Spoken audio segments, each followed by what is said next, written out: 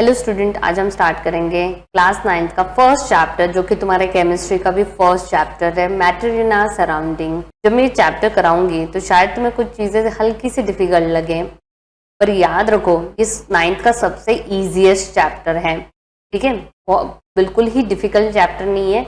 बस तुम क्लास 8 से 9th में आए हो तो हल्का सा चेंज तो होगा ही डिफिकल्टी लेवल में, उस वजह से ये डिफिकल्ट लगता है, बट बाद में तुम्हें ये चैप्टर कैसा लगेगा, सबसे इजीएस्ट चैप्टर लगेगा। तो चलो स्टार्ट करते हैं विद फर्स्ट चैप्टर। मैटर क्या है इसके बारे में हम जानते ही हैं। हमने अपनी सराउंडिंग्स में हम वेराइटी ऑफ थिंग्स देखते हैं, उनकी शेप, साइज, टेक्सचर्स, इनमें बहुत ही डिफरेंस होता है। तो हर एक चीज जो भी हमारे यूनिवर्स में प्रेजेंट है, it is made up of matter. जो एयर हम ब्रीथ करते हैं, जो खाना हम खाते हैं, तो जो भी चीज तुम अपने अराउंड देखोगे, जो भी चीज तुम्हें दिखाई दे रही है, it is made up of matter. अगर सिंपली हम कहेंगे कि मैटर क्या है, तो मैटर एक ऐसी चीज है जो कि कुछ न कुछ स्पेस ऑक्यूपाई करती है और उसके पास कुछ न कुछ मास होता है। ठीक है, तो इन अदर वर्ड्स हम ये भी कह सकते हैं कि दोनों के पास मास एंड वॉल्यूम भी होता है। तो अगर तुम्हें कोई पूछे डिफाइन मैटर, तो matter is anything that occupy space and has मास। अब हमने देखा है कि जो इंडियन फिलोसोफर्स हैं, उन्होंने कहा है कि कोई भी चीज ले लो, वो 5 बेसिक एलिमेंट से बनी हुई है। हमें पता है air, earth, fire, sky and water. According to them everything, चाहे वो लिविंग हो नॉन लिविंग हो, उनमें ये 5 बेसिक एलिमेंट्स होते ही होते हैं। ये तो हमारे इंडियन फिलोसोफर्स ने कहा है, तो ऐसे ही ग्रीक फिलोसोफर्स ने भी सेम मैटर के बारे में यही चीजें कही हैं। और आज के जो मॉडर्न साइंटिस्ट है, मैटर्स के 2 टाइप के क्लासिफिकेशंस होते हैं, एक है फिजिकल प्रॉपर्टी, एक है केमिकल प्रॉपर्टी। इस चैप्टर में हम सिर्फ फिजिकल प्रॉपर्टी पे फोकस करेंगे, केमिकल प्रॉपर्टीज हम नेक्स्ट चैप्टर्स पे देखेंगे। अब physical nature of matter. For a long time 2 schools of thought prevailed regarding the nature of matter। एक स्कूल ने कहा कि मैटर क्या है, it is continuous like a block of would, और किसी ने कहा कि सैंड के जैसा है मैटर। तो एक्चुअली में मैटर कैसा होता है, तो हम इसके एग्जांपल्स देखेंगे कि आइदर वो कंटिन्यूअस होता है या वो पार्टिकुलेट होता है, उसमें पार्टिकल्स ही पार्टिकल्स होते हैं। इन्होंने एक्टिविटी कहा है कि एक ग्लास ले लो, ठीक है, उसमें एक पानी ले लो, उसके लेवल को मार्क कर लो, उसमें 1 चम्मच ऑफ क्या कर दो, शुगर या सॉल्ट डाल दो, उसको स्टर करो। तुम देखोगे कि पार्टिकल्स ऑफ शुगर तो तुम्हें या सॉल्ट के पार्टिकल्स तो दिखाई नहीं दे रहे हैं, बट वहां पे लेवल चेंज भी नहीं हुआ है, जो मार्क तुमने कर रखा था उसी मार्क पे है। अरे तो ये पार्टिकल्स सारे कहाँ चले गए, ये पार्टिकल्स डिसअपियर कैसे हो गए? इससे क्या वाटर लेवल चेंज हो रहा है? नहीं हो रहा है। तो याद रखना इस क्वेश्चन का आंसर क्या है कि we need to use the idea that matter is made up of particles. और ये पार्टिकल्स क्या हो गए, स्प्रेड आउट हो गए। जहां जहां उनको उस लिक्विड में स्पेस दिखाई देगा, उन पार्टिकल्स ने वहां पे क्या कर लिया, स्पेस को ऑक्युपाई कर लिया, और इसलिए हमें वो दिखाई नहीं दे रहे, और इसलिए वाटर लेवल भी इंक्रीज नहीं हुआ। यहाँ पे तुम ये देख रहे हो कि इन्होंने पहले शुगर को डाला, वाटर लेवल सेम है, स्टर करा, अब शुगर तो दिख नहीं रही है, बट तुम्हारा वाटर लेवल भी क्या है, सेम है। तो इसका मतलब वो कहाँ चला गया, उसने स्पेस को ऑक्युपाई कर लिया। सेकेंड पॉइंट ये कह रहे हैं कि चलो अब हमें समझ में आ गया कि मैटर कैसा होता है, मैटर पार्टिकल्स से बना हुआ होता है। आर दिस पार्टिकल्स स्मॉल, कितने स्मॉल है और कैसे हम इसके बारे में पता करेंगे, तो अगेन एक एक्सपेरिमेंट है। तुमने 100 ml ऑफ वाटर लिया, उसमें तुम्हें क्रिस्टल्स डालने, किसके क्रिस्टल्स डालने, पोटेशियम परमैंगनेट के डालने हैं। इसको हम मोस्टली यूज़ कर लेते हैं या डॉक्टर्स यूज़ करते हैं, जब भी कोई वुंड है उसको क्लीन करने के लिए हम इसको यूज़ करते हैं। ठीक है, इट इज़ डिसइंफेक्टेंट। कि हमने एक क्रिस्टल लिया, इसमें डाला, तो हमने जो 10 ml ऑफ दिस सॉल्यूशन लेके 90 ml ऑफ क्लियर वाटर में डाला, तो वो थोड़ा फेंट हो गया, फिर और ज़्यादा फेंट हो गया, फिर और ज़्यादा फेंट हो गया। तो इसको हम डाइल्यूटिंग प्रोसेस कहते हैं। अब ये कह रहे हैं कि is the water still coloured, तो एक टाइम आएगा अगर यही प्रोसेस करते जाओगे तो स्टिल कलर्ड नहीं होगा। तो इससे हमें पता है कि few crystals of potassium permanganate can color a large volume of water, few, ठीक है, about 1000 liter। So we can conclude that there must be million of tiny particles जो कि वो dissolve होते जा रहे हैं और उसको क्या करते जा रहे हैं, कलर देते जा रहे हैं, which keeps on dividing themselves into smaller and smaller particles। The same activity can be used 2 ml of Dettol। तुम घर में डेटॉल यूज करो, तुमने 2 बूंद भी डालोगे तो भी तुम्हें क्या करेगा, उसका टेक्सचर मिलेगा, उसका स्मेल कपड़ों में आएगी अगर तुम स्मेल करके देखोगे। तो ये क्या दिखा रहा है कि particles are too small even beyond our imagination. तुमने पढ़ लिया matters are made up of particles and particles are too small to tiny. अब ये कह रहे हैं इन्हीं पार्टिकल्स ऑफ मैटर्स के हम कैरेक्टरिस्टिक पढ़ेंगे। फर्स्ट क्या है, कैरेक्टरिस्टिक है particles of matter have space between them. हम अभी तो हमने एक्टिविटी देखी थी कि जब हमने शुगर या सॉल्ट वाटर में डाला वो कहाँ चला गया, तो जो लिक्विड है जो पानी है इट इज़ ऑल्सो मैटर, तो उसके बीच में क्या था, स्पेस था, और उस स्पेस में जाके शुगर और सॉल्ट ने क्या कर ली, जगह ऑक्युपाई कर ली। ठीक है, ऐसे ये कह रहे कि जब हम टी बनाते हैं, कॉफ़ी, नींबू पानी, हम कितनी सारी चीज़ें डालते हैं पर वो हमें दिखाई नहीं देती है। This shows that there is enough space between the particles of matter and वो आपस में मिक्स हो गए हैं। ये सेकेंड कैरेक्टरिस्टिक है इसकी। ठीक है, particles of matter are continuously moving.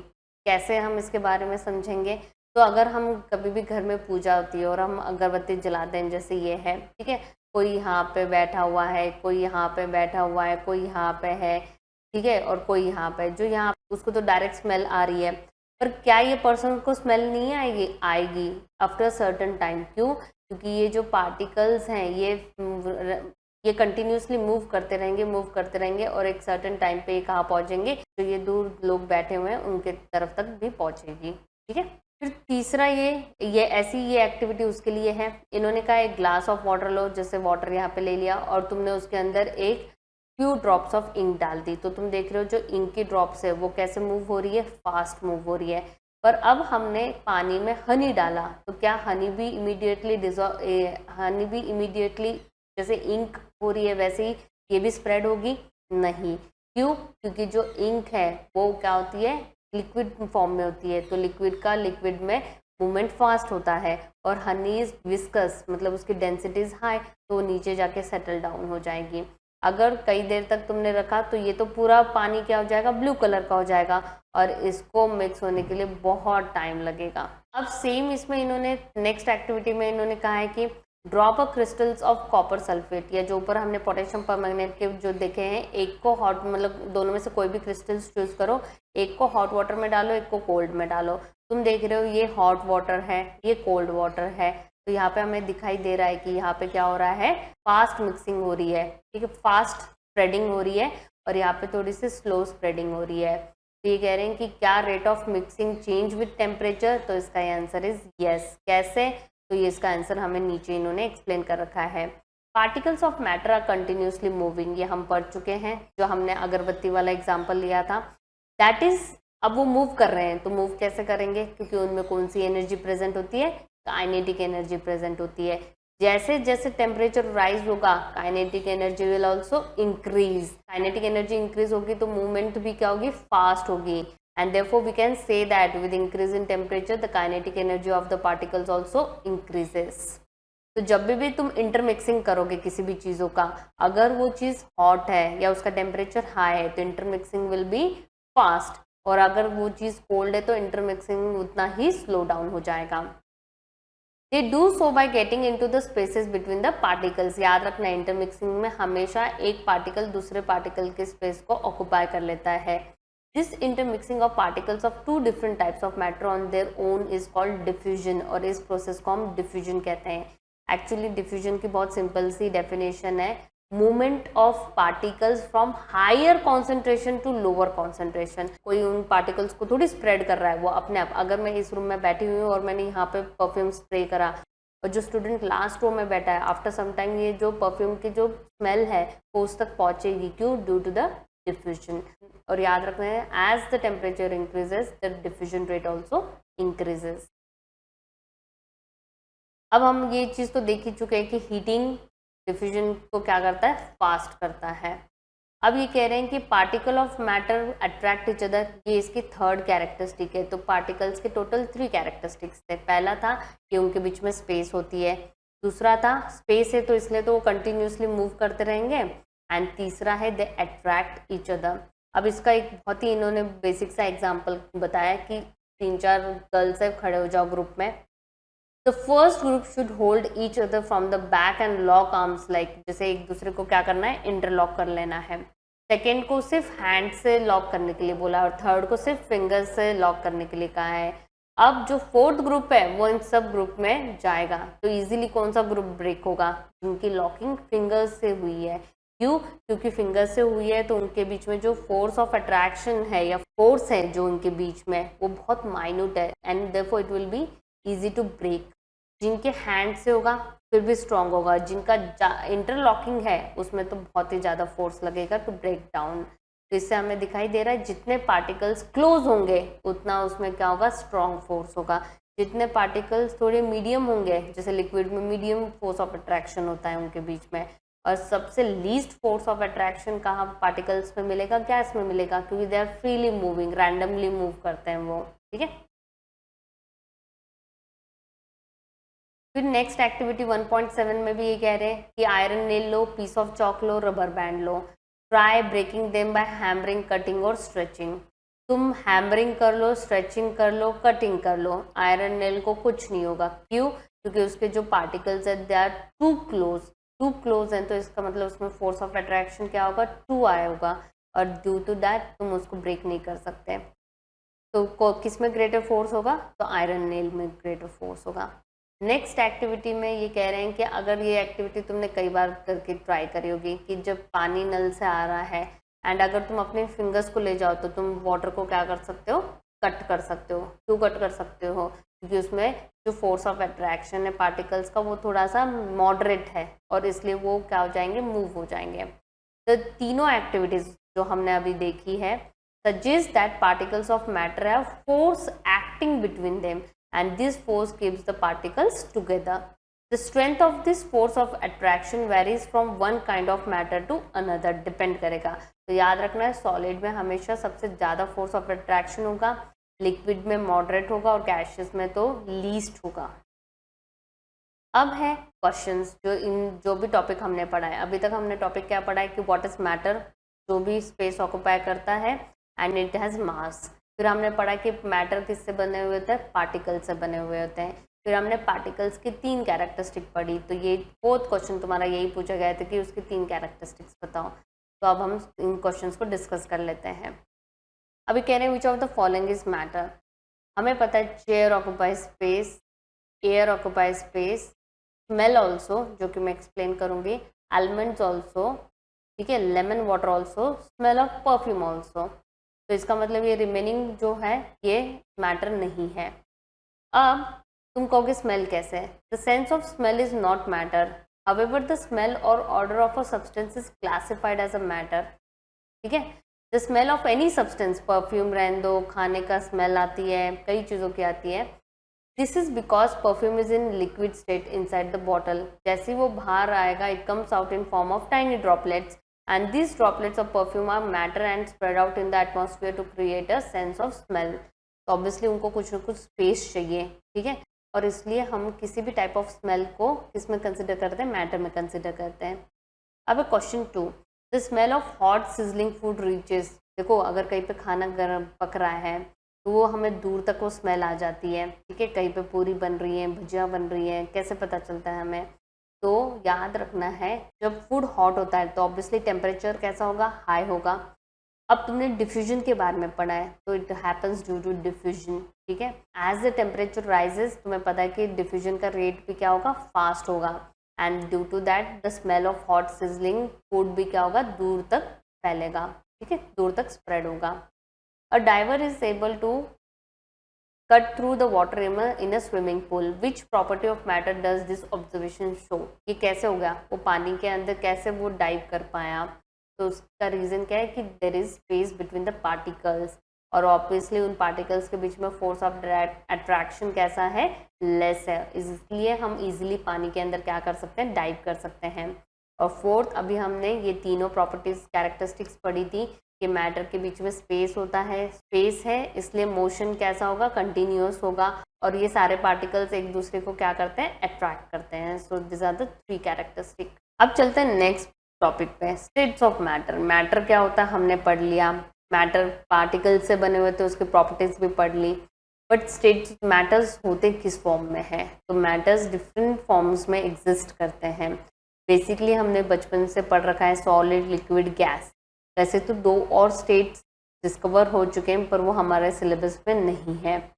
अब ये कैसे आते हैं, ये स्टेट्स कैसे फॉर्म होता है, तो पहला हम सब कुछ किसके बारे में पढ़ेंगे, सॉलिड स्टेट। इन्होंने यहाँ पे कुछ एग्जांपल्स दिए, pen, book, needle, piece of wooden stick.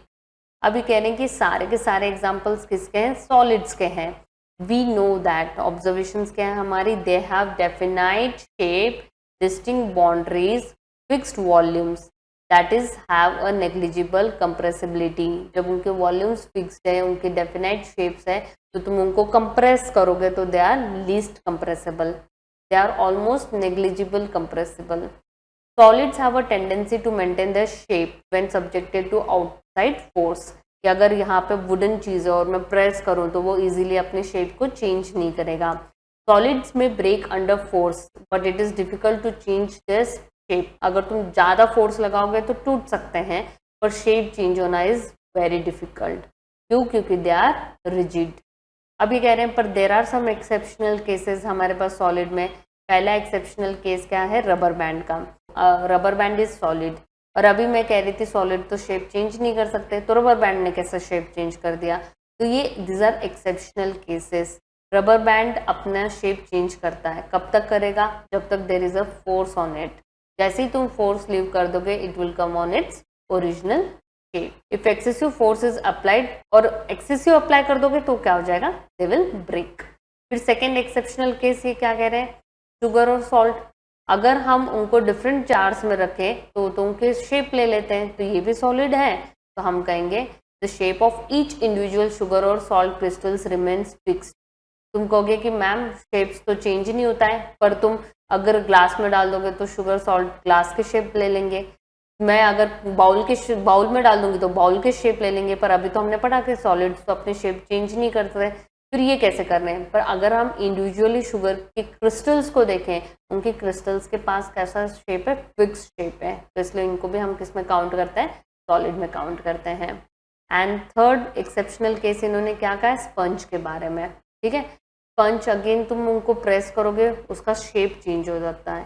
देखो ये क्वेश्चन तुम्हारे एनसीईआरटी में भी है। देखो स्पंज में क्या होता है, देयर आर माइन्यूट होल्स। जैसे ही तुम स्पंज पे कोई फोर्स नहीं लगा रहे हो, उन माइन्यूट होल्स में क्या ऑक्यूपाई हो जाता है, एयर ऑक्यूपाई हो जाता है। पर जब मैं उनके ऊपर फोर्स अप्लाई कर रही हूँ स्पंज के ऊपर, तो जैसे ही मैं उनको प्रेस कर रही हूँ वो होल से सारा का सारा एयर क्या हो जाएगा, निकल जाएगा। ठीक है, और इसलिए उसका शेप चेंज हो गया। Sponge has minute holes in which air is trapped, but when we press it, the air is expelled out, और इसलिए वो compress हो जाता है। तो हमने देखा कि कुछ ऐसे हैं जो कि शेप चेंज कर लेते हैं, कुछ ऐसे हैं जो कि फोर्स अप्लाई करने पे स्ट्रेच हो जाते हैं, और कुछ ऐसे भी हैं जो कि कंप्रेस हो सकते हैं। तो this are all exceptional cases, they are solid but still वो क्या कर रहे हैं, इन प्रॉपर्टीज को सेटिस्फाई नहीं कर रहे हैं। फिर आते हैं सेकेंड स्टेट पे, लिक्विड स्टेट पे। लिक्विड स्टेट पे याद रखना है उनके पास कोई फिक्स शेप नहीं होता है, they don't but they have fixed volume. They take the shape of the container, जिसमें भी पोर करोगे उसका शेप ले लेंगे वो। Liquids flow and change the shape, so they are not rigid. ठीक है, एंड इसलिए हम उनको फ्लूइड भी कहते हैं।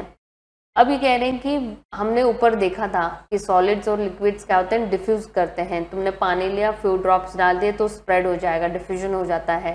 The gases from the atmosphere diffuse and dissolve in water. तो ऐसे ही सॉलिड भी लिक्विड्स के अंदर डिफ्यूज होते हैं, गैस भी लिक्विड के अंदर डिफ्यूज होते हैं। कि जो गैस का एग्जांपल बहुत ही सिंपल है, जो एक्वेटिक एनिमल्स हैं उनको ऑक्सीजन कहाँ से लेंगे, वो एयर वाला ऑक्सीजन नहीं कंज्यूम कर सकते, उनको डिजॉल्व ऑक्सीजन चाहिए। तो जो ऑक्सीजन एंड कार्बन डाइऑक्साइड की गैसेस जो हमारे एटमॉस्फेयर में प्रेजेंट होती हैं वो डिजॉल्व हो जाती हैं, और उन डिजॉल्व को हमारे एक्वेटिक एनिमल्स क्या करते हैं, यूज करते हैं। All living creatures need to breathe for survival. The aquatic animals can breathe underwater due to the presence of dissolved oxygen in water.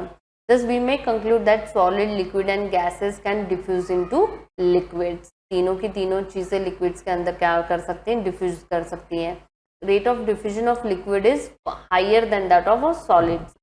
This is due to the fact that in liquid state particles move freely and have greater space between them as compared to solid. Solid में intermolecular force भी ज़्यादा, space भी कम, तो इसलिए वहाँ पे इतना possible नहीं जितना लिक्विड में है। ठीक है, अब आते हैं थर्ड स्टेट पे, गैशियस स्टेट पे। तुमने देखा होगा एक सिलेंडर में गैस होती है और उससे हम कितने न्यूमरस ऑफ बलून्स भर सकते हैं। तो अब हम गैस की प्रॉपर्टीज पढ़ते हैं। अब देखो एक्टिविटी 1.11 में ये क्या कह रहे हैं, तुम्हें 3 सिरिंजेस लेने हैं, ठीक है, और उनका जो आगे का नोजल है उसको किससे लॉक कर देना है, रबर कॉर्क से कर देना है, सील कर देना है तुमने। एक को कुछ नहीं करना है, दूसरे में तुमने पीसेस ऑफ चॉक भर देने हैं और तीसरे में पानी भरना है। अब वो कह रहे हैं कि इनको कंप्रेस करो, सिरे पिस्टन को पीछे से पुश करो। तो तुम क्या देखोगे, कंप्रेशन जहाँ पे चॉक पार्टिकल्स है वहाँ तो क्या होगा, सबसे लीस्ट कंप्रेशन होगा। जहाँ पे खाली है वहाँ पे वो इजीली पुश हो जाएगा, और जहाँ पे लिक्विड प्रेजेंट है वहाँ पे मॉडरेट होगा कंप्रेसिबिलिटी। तो यहाँ से हमें क्या पता चलता है, सबसे ज़्यादा कंप्रेसिबिलिटी कहाँ दिखाई देती है, गैस में। Gases are highly compressible as compare to solid and liquid.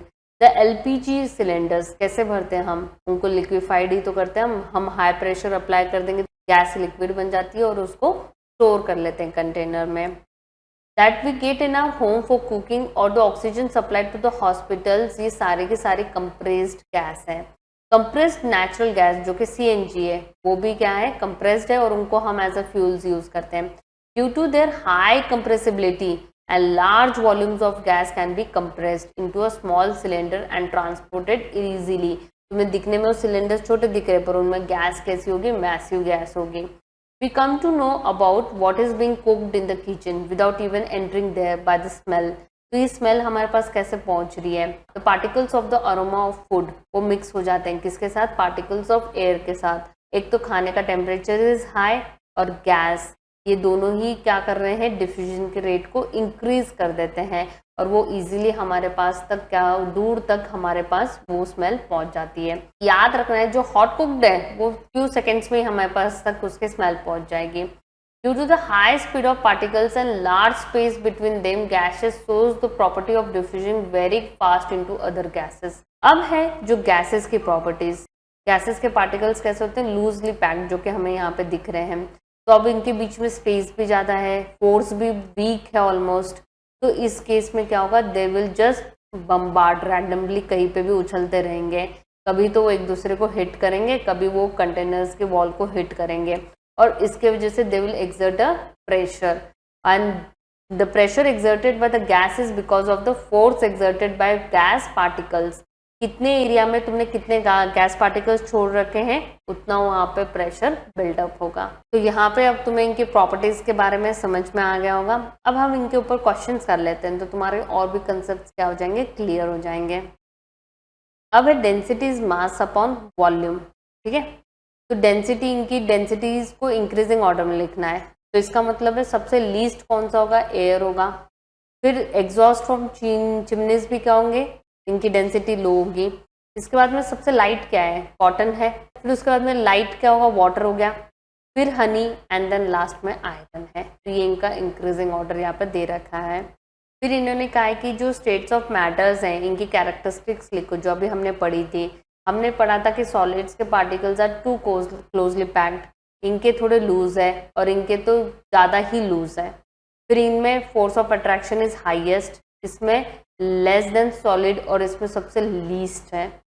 अब इनके पास शेप और वॉल्यूम एंड मास सब कुछ डेफिनाइट है। लिक्विड्स में mass and volume are definite, और इनमें सिर्फ मास डेफिनाइट होता है, other things are not definite.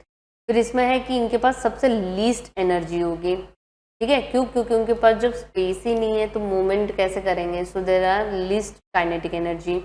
Liquids में they are free to move, और सबसे हाईएस्ट काइनेटिक एनर्जी हमें कहाँ मिलेगी, गैसेस में मिलेगी। सॉलिड्स आर लीस्ट कंप्रेसिबल, हमने एक्सेप्शनल केस देखा था स्पंज का। They are higher compressibility than solid and they have the highest compressibility, इसलिए हम गैसेस को लिक्विफाई कर सकते हैं। अभी हमने पढ़ा सब सॉलिड्स में सबसे हाईएस्ट डेंसिटी होती है, इनमें थोड़ी सी लो होगी और इसमें लीस्ट डेंसिटी होगी। अब इन्होंने कहा है कि कुछ इन्होंने पॉइंट्स कहा है, उनके ऊपर तुम्हें क्या करना है, उनके बारे में कमेंट करना है। What is rigidity, the tendency to regain या to maintain the shape is called as rigidity. हम कहते हैं ना रिजिड है, तो इसका मतलब क्या है कि तुम कितनी भी कोशिश कर लो, they will try to maintain their shape. Compressibility हमें पता है कि कुछ मैटर्स में इंटरमॉलिक्यूलर स्पेस क्या है, ज़्यादा है, एंड देयरफॉर वहाँ पे पार्टिकल्स को क्लोज करने, जब हम एक एक्सटर्नल फोर्स अप्लाई करते हैं, they try to bring the particles close, and इस प्रॉपर्टी को हम क्या कहते हैं, कंप्रेसिबिलिटी कहते हैं। फ्लूइडिटी क्या होगा, द टेंडेंसी टू फ्लो, ठीक है, फ्लूइड्स तुम क्लास 8 में भी पढ़ चुके हो। फिर filling of a gas container, इसका मतलब क्या है कि गैस को तुम्हें क्या करना पड़ेगा, लिक्विफाई करना पड़ेगा, गैस को प्रेशर अप्लाई करना पड़ेगा जो कि लिक्विफाई हो जाएगा और हम उसको कंटेनर में फिल कर लेंगे। और याद रखना है कि जो गैस के पार्टिकल्स होते हैं they randomly move in the container. फिर शेप्स, सॉलिड्स के पास क्या है, ऑब्वियसली उनके पास जो मॉलिकुलर फोर्स है वो क्या होता है, मैक्सिमम होता है, स्पेस मिनिमम होता है, और इसलिए उनके जो पार्टिकल्स है दे आर क्लोजली पैक्ड, और इसलिए उनके पास एक डेफिनाइट शेप होता है। काइनेटिक एनर्जी वो एनर्जी होती है जो मैटर के पार्टिकल्स पजेस करते हैं, ठीक है। और याद रखना है सबसे हाईएस्ट काइनेटिक एनर्जी किस में होती है, गैस के पार्टिकल्स में होती है। और व्हाट इज डेंसिटी, अभी हमने पढ़ा mass upon volume is density. अब गिव रीजन, तो फर्स्ट गिव रीजन है gas fills completely with the vessels in which it is kept. याद रखना है जो गैस के मॉलिक्यूल्स होते हैं उनके बीच में force of attraction, least force of attraction होता है उनके बीच में, और स्पेस मैक्सिमम होता है, और इसलिए वो रैंडमली ऑल डायरेक्शन में मूव करते रहेंगे, और इसलिए वो कंप्लीटली वेसल को क्या कर देते हैं, फिल कर देते हैं। A gas exerts pressure on the walls of the container, again वही रीजन है कि तुम्हें याद रखना है कि इनके बीच में मॉलिकुलर स्पेस ज़्यादा होता है, फोर्स ऑफ अट्रैक्शन कम होता है, दे पोजेसेस हाई काइनेटिक एनर्जी, और इसलिए वो रैंडमली मूव करेंगे। Sometimes they will hit each other, they will hit the wall of the container which will build a pressure, और इसलिए वहाँ पे प्रेशर दिखाई देता है हमें।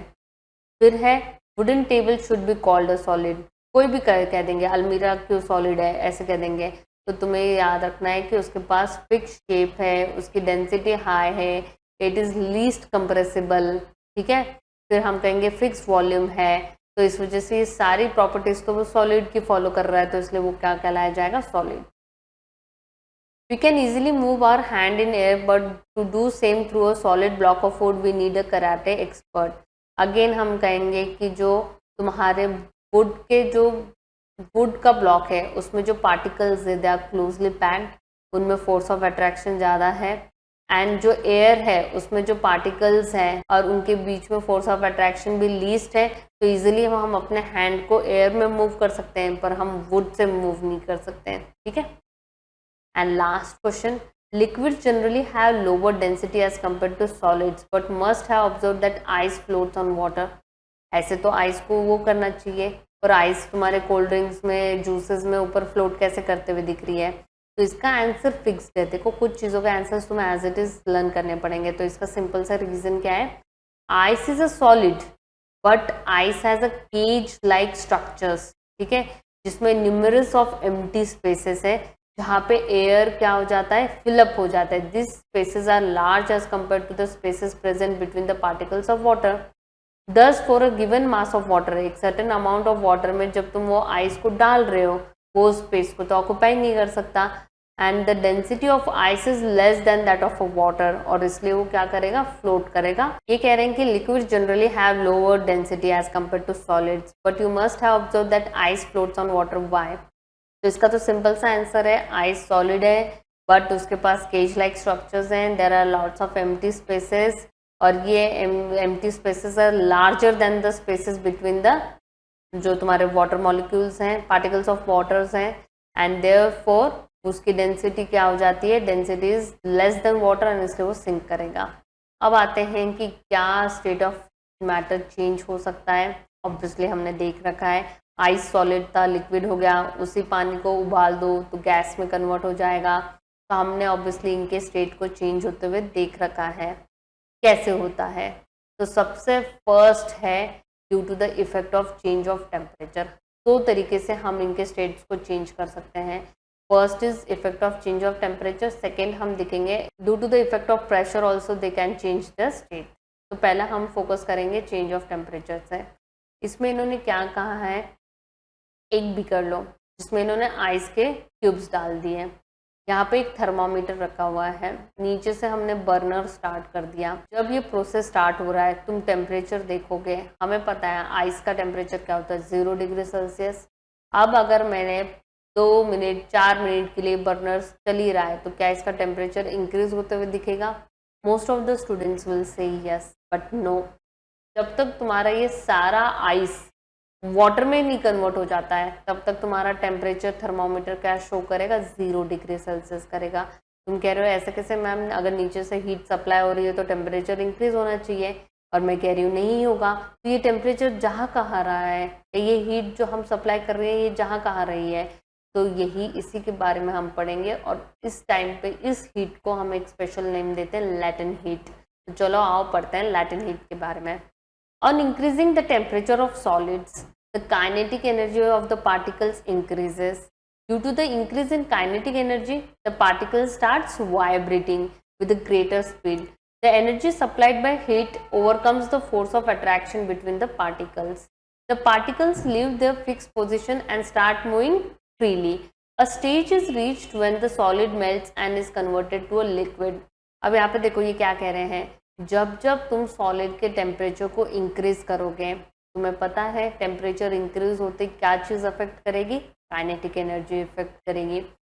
जैसी काइनेटिक एनर्जी इंक्रीज होगी तो जो पार्टिकल्स का मोशन है वो भी क्या हो जाएगा? फास्ट हो जाएगा। द एनर्जी हम जो भी सप्लाई कर रहे हैं वो कहाँ जा रही है? वो जा रही है इस फोर्स ऑफ अट्रैक्शन को तोड़ने के लिए। The particles leave their fixed position and start moving more freely. तो जो आइस के पार्टिकल्स होंगे वो फ्री होने स्टार्ट हो जाएंगे और फ्रीली मूव करना स्टार्ट कर देंगे। एक टाइम आएगा जब सारा का सारा सॉलिड क्या हो चुका होगा, क्या सारे के सारे आइस क्यूब्स क्या हो चुके होंगे? मेल्ट हो चुके होंगे और लिक्विड में कन्वर्ट हो चुके होंगे। उस टाइम पे अगर तुम टेम्परेचर नोट करोगे तो तुम्हें टेम्परेचर में इंक्रीज दिखाई देगा। ठीक है, द मिनिमम टेम्परेचर जिस पे सारा solid start with at which a solid melts to become a liquid at atmospheric pressure is called its melting point. ये डेफिनेशन है, याद रखना इसमें 5-6 डेफिनेशन है। पहले मैं 4 मेन डेफिनेशन के बारे में एक चीज बताना चाह रही हूँ, that is melting point, boiling point, latent heat of vaporisation, latent heat of fusion. इन सब में ये at atmospheric pressure is too important ये वर्ड। अभी कह रहे हैं कि the melting point of solid is an indication of strength of the force of attraction. ये कह रहे हैं कि मेल्टिंग पॉइंट बताएगा कि कितना फोर्स ऑफ अट्रैक्शन है। तो इसका मतलब जो सॉलिड्स हैं उनमें फोर्स ऑफ अट्रैक्शन सबसे हाई होता है, तो इसका मतलब उनका मेल्टिंग पॉइंट भी क्या होगा? हाई होगा। The melting point of ice is 273.15 kelvin. The process of melting that is change of solid state into a liquid state is also known as fusion. इसको एक अदर नेम भी है, fusion भी कहते हैं। When a solid melts, its temperature remains the same. जब melting वाला process होता है ना, याद रखना है, मैंने अभी कहा ना थर्मामीटर में कोई चेंज नहीं दिखेगा, तो तुम कहोगे सारी एनर्जी कहाँ जा रही है? सारी एनर्जी उनका फोर्स ऑफ अट्रैक्शन को तोड़ने में जा रही है। You must have observed during the experiment of melting that the temperature of the system does not change after the melting point is reached till all the ice melts. This happens even though we continue to heat the beaker. So this heat get used up in changing the state by overcoming the force of attraction. तो सारी heat कहाँ जा रही है? उनके force of attraction को change करने में जा रही है। As this heat energy is absorbed by ice without showing any rise in temperature, तुम्हें थर्मामीटर में कोई चेंज नहीं दिखाई देगा। It is considered that वो सारी एनर्जी क्या हो गई? हिडन हो गई। और हिडन के लिए एक वर्ड यूज करा है latent heat.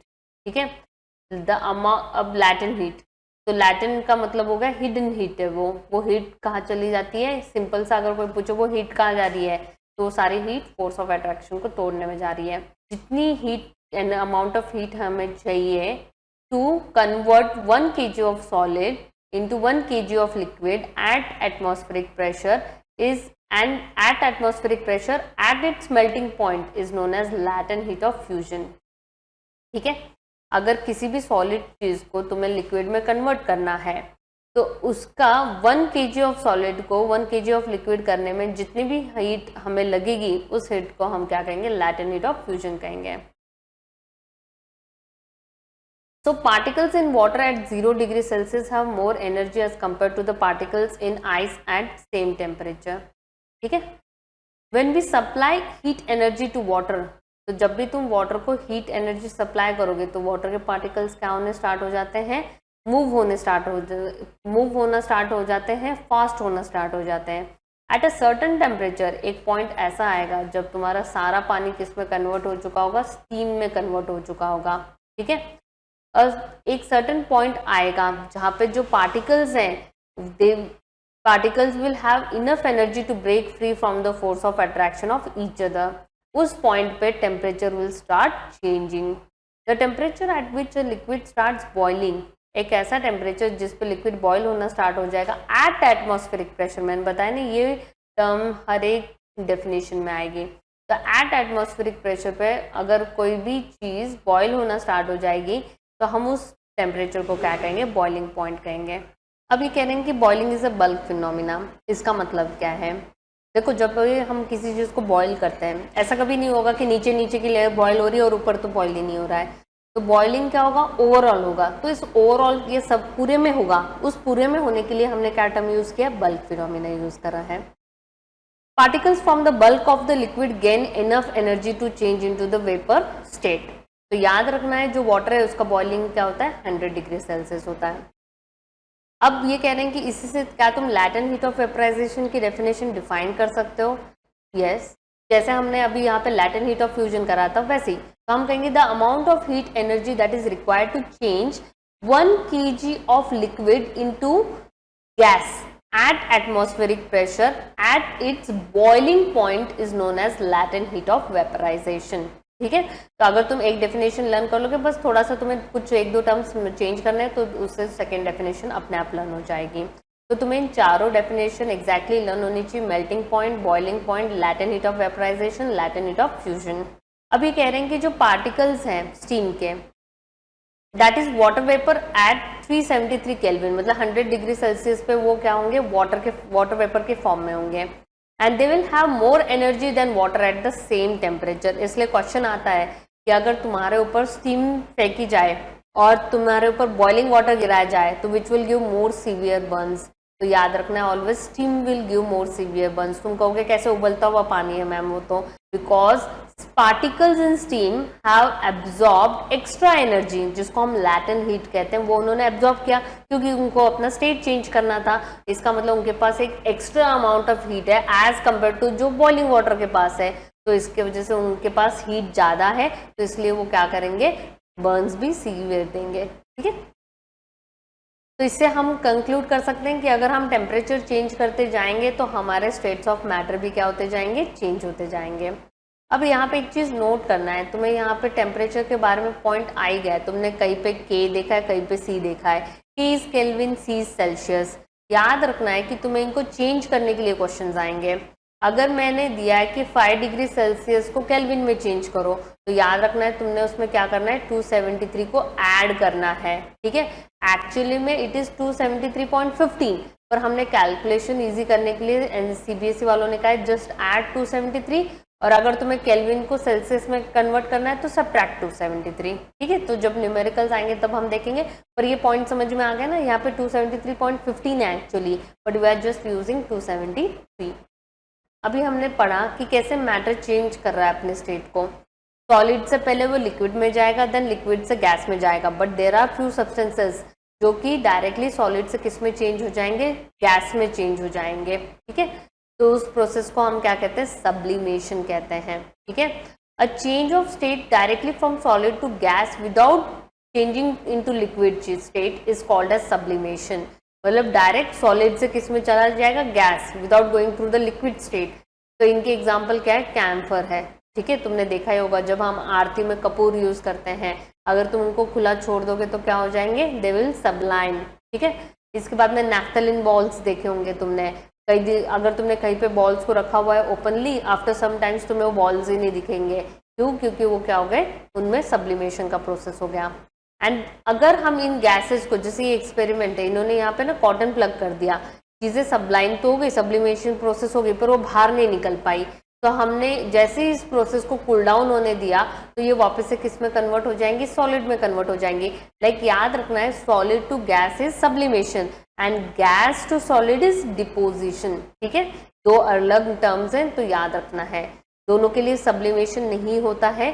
Solid to gas is sublimation and gas to solid is deposition. अब हम देखते हैं सेकेंड चेंज, सेकेंड इफेक्ट जो कि चेंज को लाता है, दैट इज प्रेशर। अगर तुम प्रेशर को इंक्रीज या रिड्यूस करोगे तो तुम्हारा मैटर का स्टेट क्या हो सकता है, चेंज हो सकता है। We have already learned that the difference in the various states of matter is due to the differences in the distance between the constituent particles. अगर किसी चीज में पार्टिकल में स्पेस है और मैं उनको प्रेस कर रही हूँ प्रेशर अप्लाई करके, तो उनका स्टेट क्या हो जाएगा, चेंज हो जाएगा। तो ऐसे ही उन्होंने एग्जांपल किसका लिया, गैस का लिया है। ये कह रहे हैं कि हमने क्या करा, एक सिलेंडर में गैस के पार्टिकल्स लिए, हमने ऊपर से एक पिस्टन है उससे हम उनको प्रेस करे जा रहे हैं, ठीक है, प्रेशर से। तो ये प्रेशर से करते जाएंगे तो इनके पार्टिकल्स जो थोड़े दूर दूर थे तो वो कैसे हो गए, क्लोज आ गए, ठीक है। There is a lot of space between the particles of a gas. We can reduce the space by applying a pressure. जैसे ही हम पिस्टन को इनफ प्रेशर अप्लाई करेंगे, जैसे ही हम पिस्टन को हाई प्रेशर अप्लाई करेंगे, the particles of gas they will get so close that they start attracting each other sufficiently to form a liquid. We can say that the gas has liquefied, but when a gas is compressed too much, heat is produced. ठीक है, तो इसलिए हमें क्या करना पड़ेगा, उस heat को कूल डाउन करना पड़ेगा। Cooling lowers the temperature of the compressed gas and helps it to liquefy. तो इस तरीके से लिक्विफिकेशन होती है। अगर तुमसे कोई पूछेगा लिक्विफिकेशन कैसे होती है, तो सिंपली क्या याद रखना है, increase the pressure, reduce the temperature, तो या लोअर द टेम्परेचर, तो ये क्या कर देगा, गैस को लिक्विफाई कर देगा। तो प्रोसेस समझ में आ गया है। Even decreasing the pressure and raising the temperature can change the state of matter.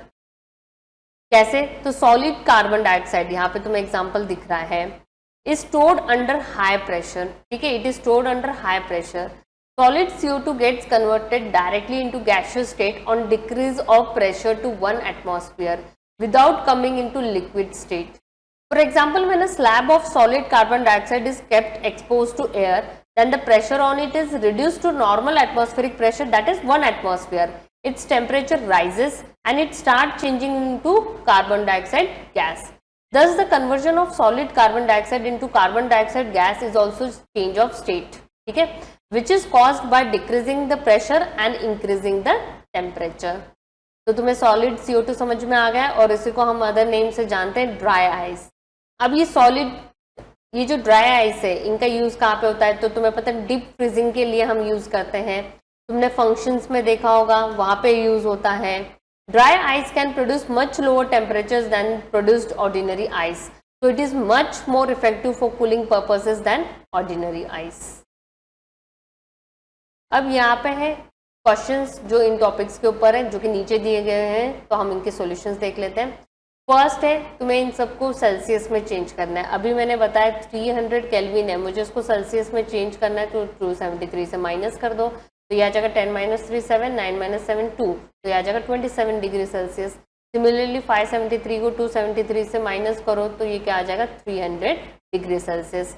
हमें अब इन्होंने पूछा है what is the physical state of water at 250 degree Celsius. Physical state है मतलब कि तुम्हें किस स्टेट में दिखेगा इस पर्टिकुलर टेम्परेचर पे। तो यहाँ पे जनरली बच्चे गलत आंसर्स लिखते हैं। देखो, तुम्हें एक चीज़ पता है, 0 डिग्री सेल्सियस पे वाटर किस फॉर्म में होता है, आइस फॉर्म में होता है।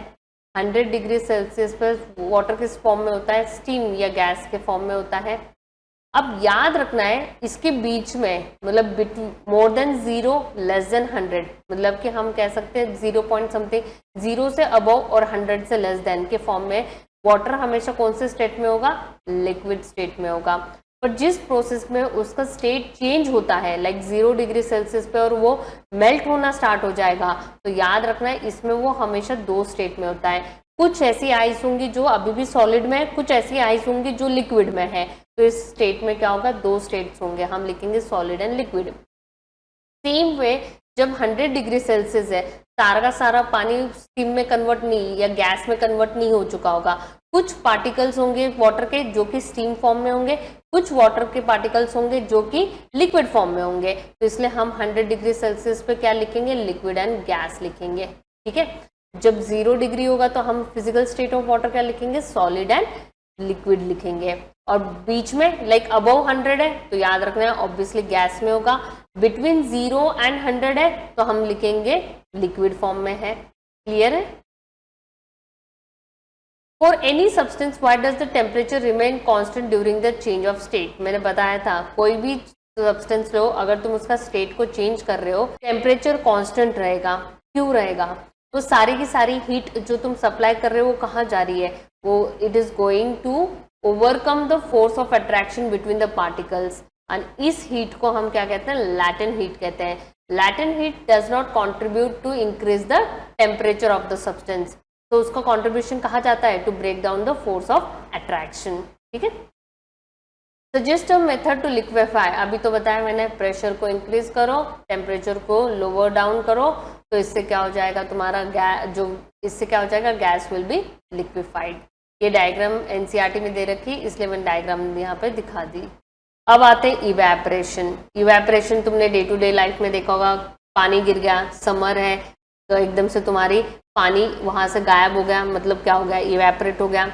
हमने कपड़े धोए, सुखाए, आफ्टर सम टाइम तुम देखोगे कपड़े सूख गए। क्यों सूख गए? इवेपोरेशन हो गया। पर यही चीज़ विंटर्स में आएगी या तुम्हारी जो रेनी सीजन होगा उसमें इनका प्रोसेस क्या हो जाता है? स्लो डाउन हो जाता है। तो व्हाट इज इवेपोरेशन? हमें पता है कि जो पार्टिकल्स है मैटर के, वो कभी भी रेस्ट में नहीं होते, दे कीप ऑन मूविंग। ठीक है? At a given temperature in any gas, liquid और solid, there are particles with different amounts of kinetic energy. देखो, तुमने सिंपल सी एक चीज पढ़ी है कि पार्टिकल्स, जो मैटर्स के पार्टिकल्स होते हैं, वो कभी भी रेस्ट पोजीशन पे नहीं होते हैं। तो इनका कहना है कि कोई भी टेम्परेचर पे, कोई भी टेम्परेचर रहने दो, चाहे गैस हो, लिक्विड हो, सॉलिड हो, उनमें जो पार्टिकल्स होते हैं उनके पास different amounts of kinetic energy होती है। ये कह रहे हैं in liquids, in the case of liquids, a small fraction of particles at the surface having high kinetic energy is able to break away from the force of attraction of other particles and gets converted into vapor. इसका मतलब क्या है? देखो, जो तुम्हारे पानी यहाँ, जैसे यहाँ पे पानी गिरा हुआ है, जो ऊपर वाला लेयर है, ऑब्वियसली इसको सराउंडिंग में हीट अवेलेबल है, तो जो इसके पार्टिकल्स होंगे उनके पास काइनेटिक एनर्जी हाई होगी as compare to below particles. Yes, तो ये क्या करेंगे? अपने आप को, उनके साथ अपना बॉन्ड को ब्रेक कर लेंगे। जैसे ही बॉन्ड ब्रेक हो जाएगा और उनमें काइनेटिक एनर्जी हाई है, तो वो किस में कन्वर्ट हो जाएंगे? ऑब्वियसली लिक्विड था तो किस में कन्वर्ट हो जाएंगे? गैस में कन्वर्ट हो जाएंगे। गैस मतलब वेपर्स में कन्वर्ट हो गए। ऐसा फिनोमिना जिसके लिए कोई मतलब ऐसा फिनोमिना जिसमें liquid converts into vapours at any temperature but below its boiling point is called as evaporation. अगर बॉइलिंग पॉइंट पे कन्वर्ट हो रहा है तो हम इसको इवेपोरेशन नहीं कहेंगे, फिर हम इसको बॉइलिंग कहेंगे। ठीक है? तो ये इवेपोरेशन होता कैसे? फिर ये टेम्परेचर कहाँ से मिलता है? तो ये अपनी सराउंडिंग से टेम्परेचर लेता है। जैसे कि अब अगर समर्स आ रहे हैं तो ऑब्वियसली हमारा जो सराउंडिंग है वो हीटेड अप रहता है, तो जो भी पानी तुम गिराओगे उसके जो ऊपर के लेयर के पार्टिकल्स होंगे वो सराउंडिंग की हीट को एब्जॉर्ब कर लेंगे and they will convert themselves into vapours. अब है इवेपोरेशन को कौन अफेक्ट करता है? तो देखो, there are 4 factors which will effect evaporation process. Evaporation is a surface phenomena. जैसे हमने पढ़ा था बॉइलिंग क्या है? बल्क फिनोमिना है। तो इवेपोरेशन क्या है? सरफेस फिनोमिना है। उसका मतलब क्या हो गया? सिर्फ जो ऊपर वाली लेयर है वही इवेपोरेट होगी, पूरा का पूरा साथ में इवेपोरेशन नहीं होता है, बाय लेयर्स उसका इवेपोरेशन होता है। ठीक है? If the surface area is increased, अगर तुमने ज्यादा जगह में कम पानी गिराया है, इवेपोरेशन विल बी फास्ट। कम जगह पे ज्यादा पानी गिरा है, इवेपोरेशन विल बी स्लो।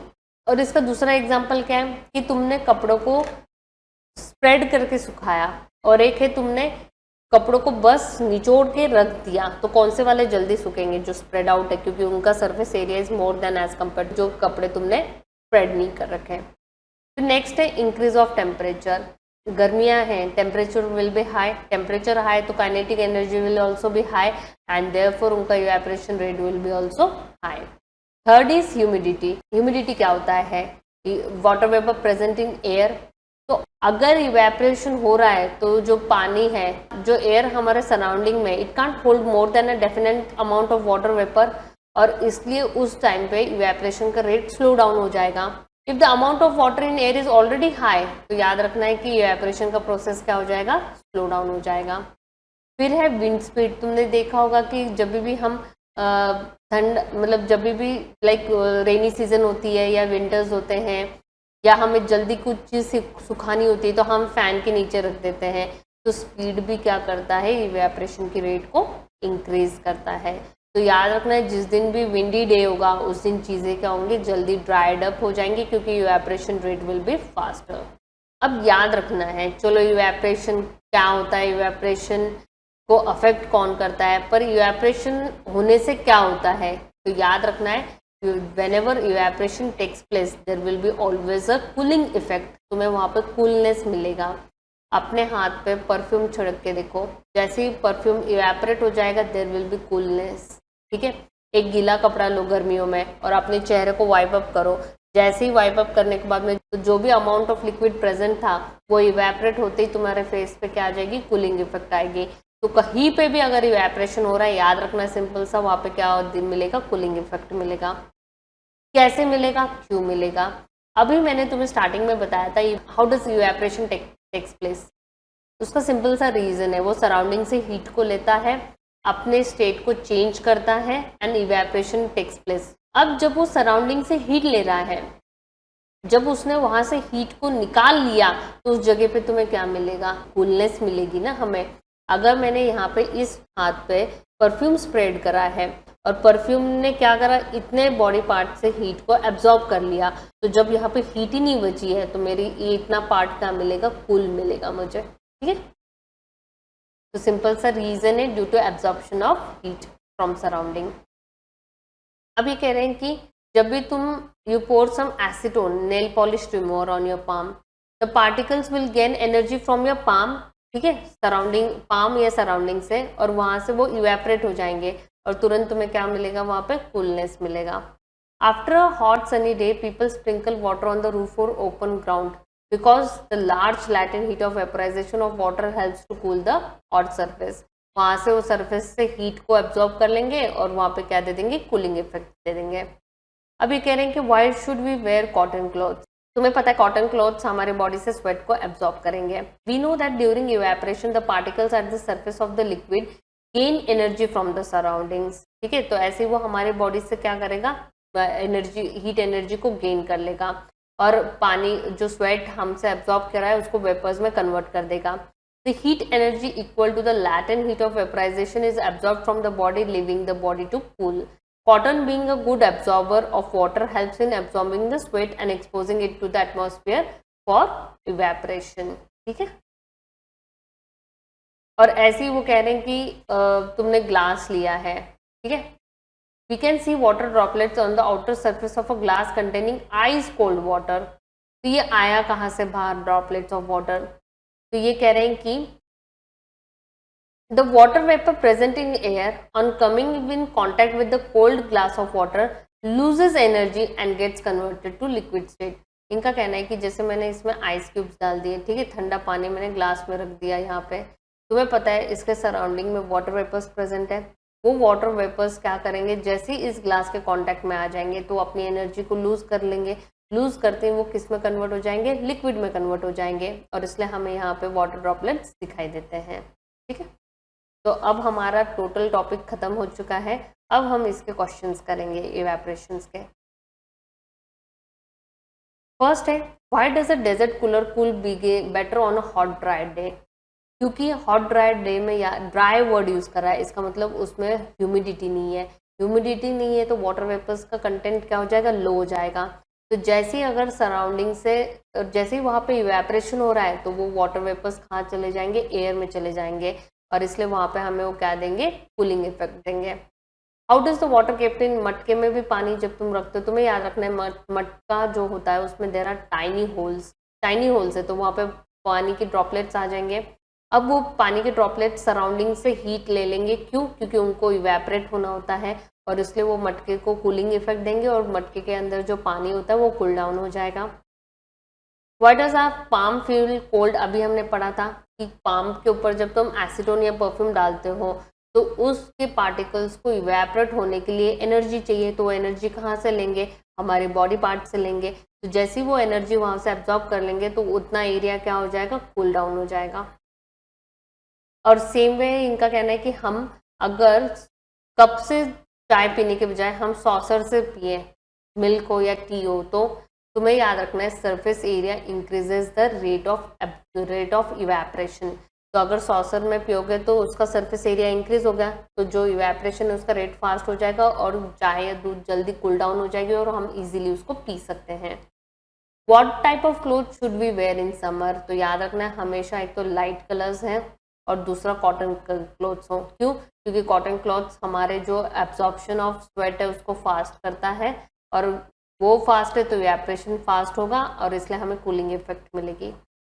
अब आते हैं हम बैक एक्सरसाइज के क्वेश्चंस पे। यहाँ पे इन्होंने केल्विन में दे रखा है, तुम्हें सेल्सियस में कन्वर्ट करना है। तो सिंपली तुम्हें याद रखना है हम 293 को 273 से माइनस करेंगे तो ये कितना आ जाएगा, 20 आ जाएगा, तो it will B 20 degree Celsius. 470 को भी हम 273 से माइनस करेंगे तो ये क्या आ जाएगा, 197 सेल्सियस। फिर हम केल्विन में कन्वर्ट करना है तो हम 273 में 25 को ऐड कर देंगे तो कितना आ जाएगा, 298 केल्विन। 373 में हम 273 ऐड कर देंगे तो ये कितना हो जाएगा, 646 केल्विन। फिर इन्होंने कहा naphthalene balls disappear with time without leaving any solids. हमने एक सब्लिमेशन प्रोसेस पढ़ा था। तो नैफ्थलीन क्या है, नैफ्थलीन सब्लाइम हो जाते हैं, वो they directly change from solid into vapours without going into liquid state, इसलिए वो डिसअपियर हो जाते हैं। We can get the smell of perfume sitting several metres away. क्यों? तो तुम्हें याद रखना है कि जो परफ्यूम है इट कंटेन्स वोलेटाइल सब्सटेंसेस और उनका डिफ्यूजन रेट क्या होता है, फास्टर होता है और वो इजीली दूर बैठे हुए लोगों तक भी पहुंच जाता है। फिर इन्होंने कहा है कि वाटर शुगर सॉलिड में फोर्स ऑफ अट्रैक्शन के इंक्रीजिंग ऑर्डर में कहा है। तो सबसे इन तीनों में सॉलिड कौन है, sugar, then water and then oxygen. तो इसलिए गैस कौन है, ऑक्सीजन, लिक्विड कौन है, water and then sugar that is solid. तो हमें याद रखना है कि increasing order is always gas, liquid and solid. अब इन्होंने फिजिकल स्टेट पूछा है, मैंने बताया था कि अगर 0 डिग्री सेल्सियस है तो दो चीज़ें आएंगी, सॉलिड एंड लिक्विड आएगी। 100 डिग्री सेल्सियस पे लिक्विड एंड गैशियस आएगी और 25 इनके बीच का है तो लिक्विड आएगा। ठीक है। Due to reasons water at room temperature is a liquid.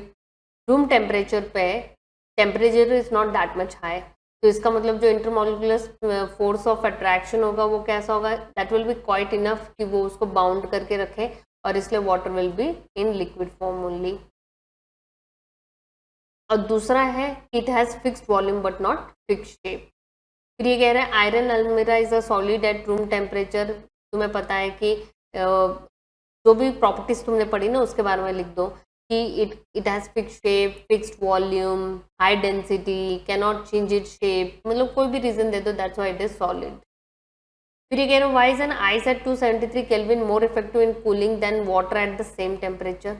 अब देखो 273 केल्विन का मतलब कितना हो गया, 0 डिग्री सेल्सियस, अगर तुम इसको माइनस करोगे, ठीक है। तो ये कह रहे हैं कि ice at 273 kelvin will absorb heat energy. देखो 0 डिग्री सेल्सियस पे क्या करता है, लैटेंट हीट एब्जॉर्ब करता है मीडियम्स के थ्रू और अपने आप को कन्वर्ट करना स्टार्ट कर देता है लिक्विड में। Hence the cooling effect of ice is more than water at same temperature because water does not absorb। पानी को कुछ एब्जॉर्प्शन नहीं चाहिए हीट की, पर ये हीट को एब्जॉर्ब करेगा। क्यों? क्योंकि इसको अपना स्टेट चेंज करना है and therefore ice will give more cooling as compared to water। What produces more severe, ये हम ऊपर भी डिस्कस कर चुके हैं। देखो जो स्टीम होता है, steam has extra amount of heat या जिसको हम लैटेंट हीट भी कहते हैं, और बॉइलिंग वाटर के पास ये एक्स्ट्रा अमाउंट ऑफ हीट नहीं है, तो इसलिए steam will give severe burns as compare to boiling water. 9th में अब ये तुम फ्लो चार्ट भरी लोगे। यहाँ पे इन्होंने कहा है कि सॉलिड टू लिक्विड चेंज हो रहा है, तो हम इसको मेल्टिंग भी कह सकते हैं, फ्यूजन भी कह सकते हैं, बोथ टर्म्स आर अलाउड। फिर तुम देख रहे हो कि लिक्विड गैस में कन्वर्ट हो रहा है, तो क्या हो जाएगा, यहाँ पे वेपराइजेशन होगा। फिर गैस से यहाँ पे लिक्विड में कन्वर्ट हो रहा है तो कंडेंसेशन होता है। फिर हमें दिख रहा है कि लिक्विड सॉलिड में कन्वर्ट हो रहा है तो सॉलिडिफिकेशन हो गया। फिर यहाँ पे हमें दिख रहा है कि यहाँ पे सॉलिड गैस में कन्वर्ट हो रहा है तो सब्लिमेशन हो गया। एंड फिर हमें लास्ट में दिखाई दे रहा है कि गैस सॉलिड में कन्वर्ट हो रहा है, तो इस प्रोसेस को हम क्या कहते हैं, डिपोजिशन कहते हैं। तो अब हमने ये चैप्टर कंप्लीट कर लिया है विथ क्वेश्चंस, तो I think so your concept should be clear. ठीक है, तो प्लीज़ वीडियो को शेयर करो, लाइक करो and subscribe the channel for more videos. ठीक है, थैंक यू।